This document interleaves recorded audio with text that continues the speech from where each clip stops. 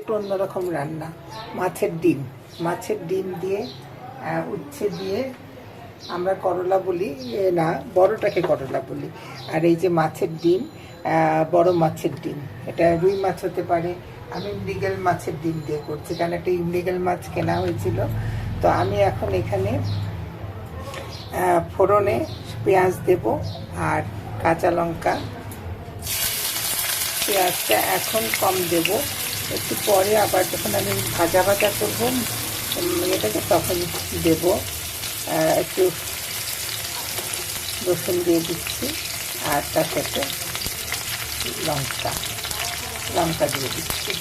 এটা আমি আসলে একটু লাল হয়ে আসলে তখন আমি এর মধ্যে সামান্য, আমরা যেটা করি সেটা হচ্ছে বিয়েতে কিন্তু কোনো বিয়ে পড়ে না, উৎসতে কোনো মশলা পড়ে না, কিন্তু যেহেতু মাছের ডিম আছে সেজন্য হলুদ মরিচ সব আছে এর মধ্যে, আদা পেঁয়াজ রসুন সব থাকবে বাটা।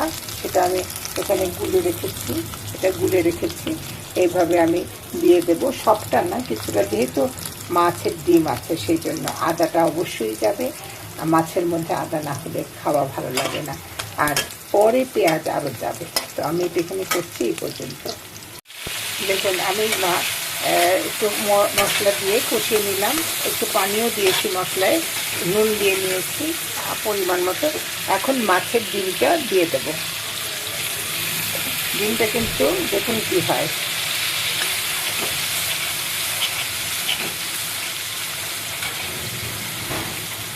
ভেতর থেকে বেরিয়ে আসবে ডিমটা। দেখছেন ডিমটা বেরিয়ে আসছে। যেহেতু এটা আপনি ইচ্ছা করলে এটা ঝিঙে দিয়ে রাঁধতে পারেন, আপনি দিয়ে করলা দিয়ে তো করতেই পারেন, আপনি বেগুন দিয়েও করতে পারেন, আপনার যেরকম ইচ্ছা। এটা কিন্তু অনেক কিছু দিয়েই করা যায়, খেতে খুব ভালো হয়। এখন এই ডিমটা এর মধ্যে আমি একটু কষিয়ে নিচ্ছি, যাতে করে এর মধ্যে মশলাটা ঢুকে যায়। ডিমগুলো সব বেরিয়ে গেল। এটা একটা আবরণের মধ্যে থাকে, এটা ডিমের তরকারি। এটা কিন্তু বড় মাছে করা যায়, আপনি ইচ্ছা করলে ইলিশ মাছ দিয়ে করতে পারেন, ইলিশ মাছের ডিম দিয়ে। এখন আমি এর মধ্যে দিয়ে দিচ্ছি উচ্ছেগুলো।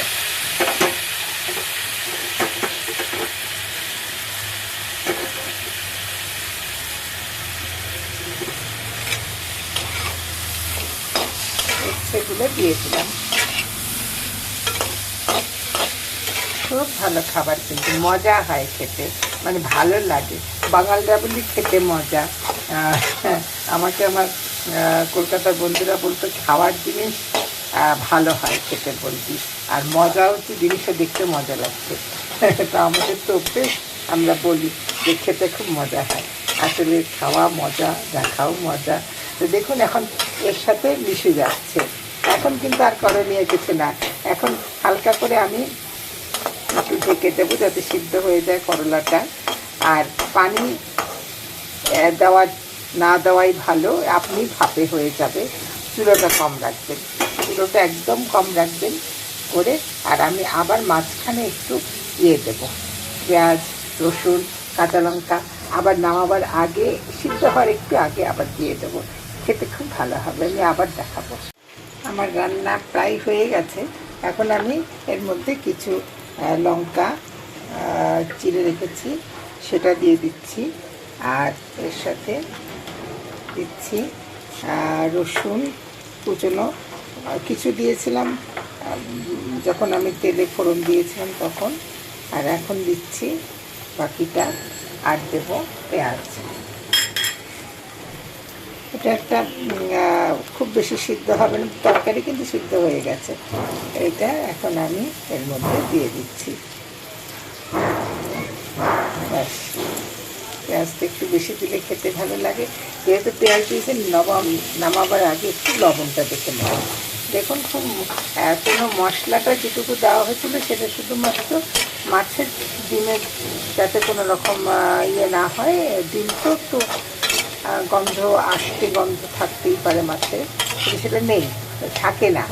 যখন এটা ভাজা ভাজা হয়ে যাবে, এটা এখন একদম ভাজা ভাজা, একদম দেখুন মশলাটা ডিমের সাথে মিশে গেছে, আর ইয়েগুলো সিদ্ধ হয়ে গেছে চিকন চিকন করে, খুবই চিকন করে কাটতে হয় উচ্ছেগুলো।